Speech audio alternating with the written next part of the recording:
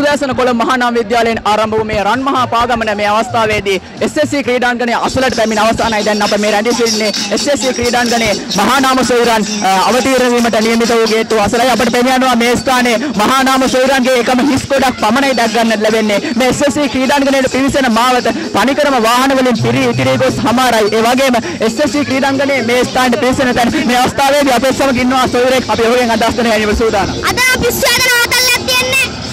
ඕගොල්ලෝ විනෝද වෙන්න එන්න. මේක කියලා හැමතැනම දාන්න. අපි මේ ෆුල් ජොලියේ ඉන්නේ. මං කිල්ලන්න අත. අනිවාර්යෙන් අපි දෙන්න එතත් දින්න අතත් දින්න එතත් දින්න අනිත් අතත් දින්න. හරිද? DS අපි ගණන් ගන්න අපි කිල්ලන්න.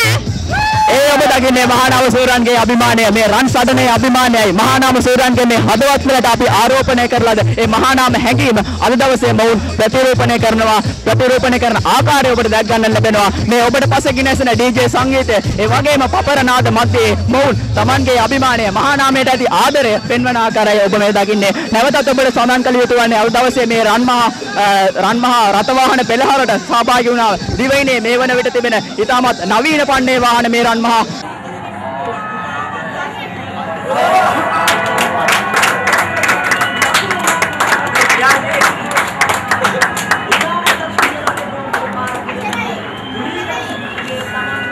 මේ ස්ථානයේ මේ මහානාම සොයුරන්ගේ ප්‍රීතිය මහානාම සොයුරන්ගේ අභිමානය තවත් බලා ගන්නට තවත් දැක ගන්නට ඒ අභිමානය විඳින්නට අපි සූදානම්.